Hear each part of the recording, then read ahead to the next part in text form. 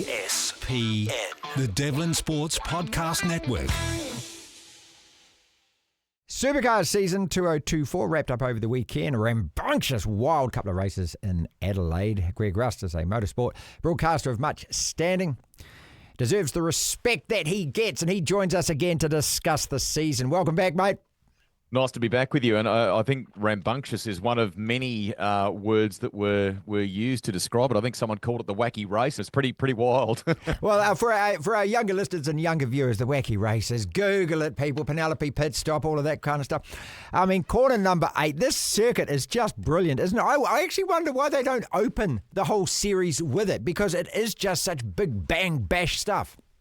I think Adelaide, I was very fortunate to go to the very first Supercars race there back in 1999, so I have vivid memories of it. They, as a city, were kind of decimated by the loss of Formula One when it was poached by Melbourne, and they wanted to do something to rekindle a bit of that. And what they've created using a good portion of that Grand Prix track is excellent. It is brutally unforgiving. It's become a signature bookend to the championship. I wouldn't move it. I think it's a perfect way to wrap up the season for different reasons. Yes, you're right. Turn 8 was, the damage that caused at the weekend. But that's the reality when you play at a venue like that, and it certainly created a lot of interest. Like, looking at it from New Zealand, it's just when you see the drone footage, it's like the Newcastle track. It just makes the city look so spectacular, and you can see all the big buildings. Downtown's over here, and it seems so close. There's just something about that kind of circuit. What they do as an event, though, you can, as you rightly point out, you can walk within minutes of the circuit and be at great restaurants. You are on the doorstep, a part of the city, right, and in a great spot. And then they turn the parklands there into this epic event. So Crowded House absolutely hit it out of the park on Saturday night. It was Brilliant. Awesome. Cold Chisel played as a part of their big 5-0 or 50th anniversary tour to wrap things up last night. But then you were complemented with all the circuit classes that they had, Trans Am, Super 2 and more, with Supercross. And they also created a speedway for sprint car racing, a temporary speedway in that precinct. And it was a mega way to celebrate 25 years of the Adelaide 500. It was really, really cool. Will Brown won it, and I think the first 12 or 13 races, something insane like that, he got on the podium, got enough points, then to really bank it and bank that championship. Was he the best driver all year and deserved winner of? Mark Larkham did a great thing. Some of his breakdown of the reasons why were really important. Firstly, he, as a driver, Will Brown, had the most positions gained per race across the season relative to any other driver. But significantly, it was the amount of podiums compared to others. So he was always making progress in the races, and he was consistently on the podium. His teammate actually had more race wins, but there were peaks and troughs, right? Spikes, unfortunately, for Broc, who attacked at the weekend at Adelaide, and I reckon that's a really good window into the Broc Feeney we're going to see next season. But Brown stitched together a championship that was built on podiums, built on consistency. He was a very deserved winner, as you rightly say, in a points position. At the conclusion of Saturday's race, it was unassailable. He couldn't be beaten. He went hard. There was an incident he got tangled with, in the race, and he had to fight his way back through. And it was a champion drive to wrap things up, compounded by a bit of a tasty incident, unfortunately, between Broc and Chaz Mostert. Some penalties for Feeney kicking in as well. So for Brown to seal it with that result, to be the Adelaide 500 overall event winner and the series champion, pretty cool. Best car? It takes a number of things. It's good car, very good team. There were moments there for the Walkinshaw team, like Chaz Mostert, for example, where he was strong at certain events and venues. They want to do that on a more regular basis next year.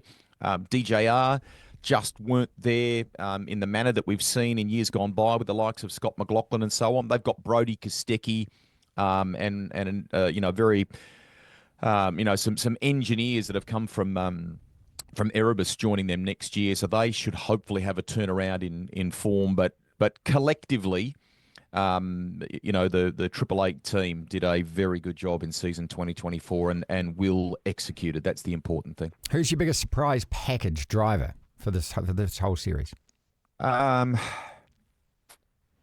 It's not a surprise pack because of the definition of that, right? I think the emergence of a couple of youngsters that we saw across the Enduros, right? Like Kai Allen did a very good job last year in a wildcard appearance for Dick Johnson Racing. He's got a great opportunity in 2025.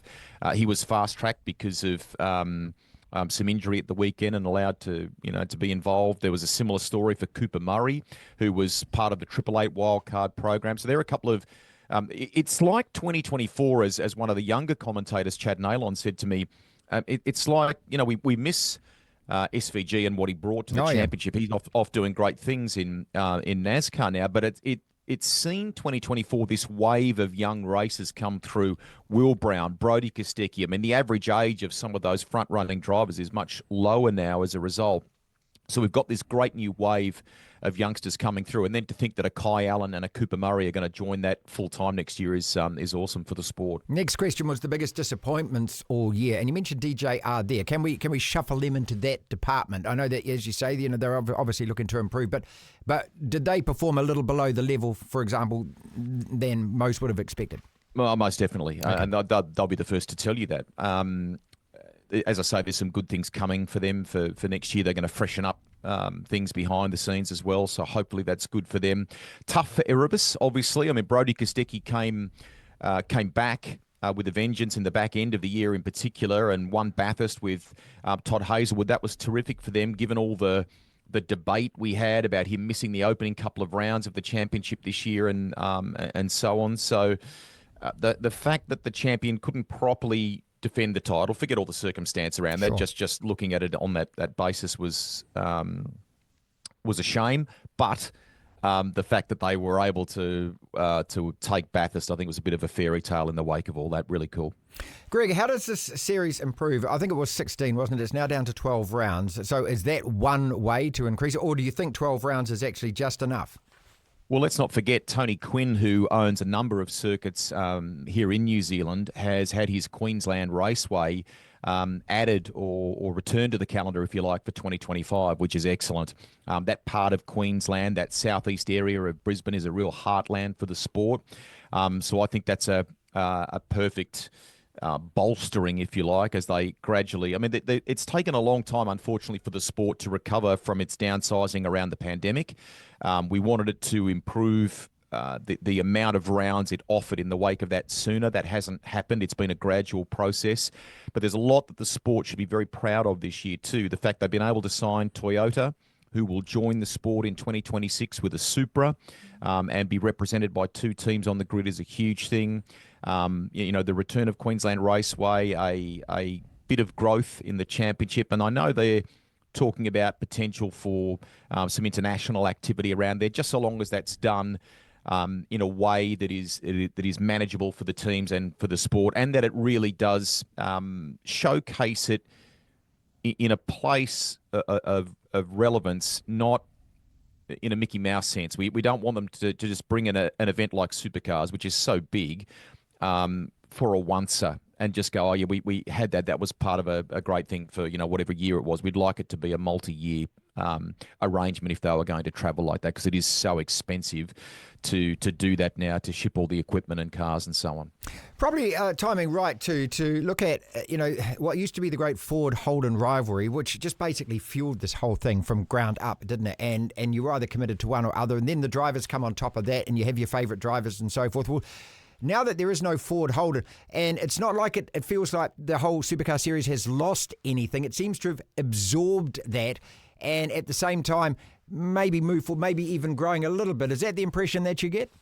I just think it's change, and we've adapted. We had to adapt. It's very sad that Ford and Holden don't produce vehicles in this part of the world anymore. Yes, they still have some very good engineers, in fact, that have come out of the automotive space and gone on to do great things internationally for some of those companies. So I just think that what it was built on back in the 60s and so on has changed now. It's the drivers that are the stars, right? We have We have a platform that is very, very evenly matched. There was all sorts of debate about parity last year when we had these new cars arrive, and were they, were they fairly matched in their technical differences, if you like. I think they've done an excellent job as a sport to get on top of that. We've seen some races which weren't necessarily super entertaining. I mean, Bathurst went 130 odd laps, whatever it was, without a safety car, Amazing, and there were moments where you could have argued that it wasn't a race that was one that would be so super memorable or exciting. Yeah, correct. But you do have to stop and appreciate the athleticism and the teamwork around that. It was just it's slick, man. For me. Yeah, really good. So we've got good cars that are evenly matched, as I say. I think we've adapted, and we're following drivers now when they move from one mark to another, and so on. We'll always cherish that Ford-Holden base that it was built on. I think that's a very, very important part of its history, but it's just different now. I mean, and Craig Lowndes proved that around 2000, didn't he, when he switched from Holden to Ford? So, as far as the punters are concerned, because I know that of course, it's the cars, it's the drivers, and everything else. But the most important people here are the clients, aren't they? They're your customers, they're your sponsors, and everything else. Did they walk away happy? Does the person who buys the ticket, buys that jersey, takes his kids along, takes his missus along? Did those people walk away happy from this season? I am a glass half full person, and I reckon the positives outweigh the negatives. So let's look at a few positives for you. Topor absolutely hit it out of the park as an event. They were recognised as the best volunteer group over the weekend as well for the season. They did. I mean, that's terrific. Hey? Supercars acknowledging that. That was a brilliant event, and they're already going to try and make it better in 2025.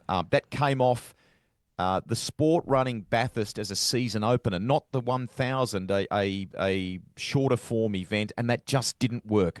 Bathurst should be one of those places that we visit only a handful of times a year, and the 1000 is the main thing for Supercars. You shouldn't go there twice. The Grand Prix wasn't massive for them either, and then all of a sudden Topor came along, and everyone was in the sport was just a shot in the arm for them. It was awesome. Then at the back end of the year, to have a fantastic Bathurst, Gold Coast was awesome. And then to wrap it up with the quality of racing and action that we saw on the streets of Adelaide, I think there's lots of positives. They've secured Valvoline as a new corporate partner, as I said, with Toyota joining them in 2026. Lots of good stuff there, I think, to sit back and appreciate for season 2024. DSPN.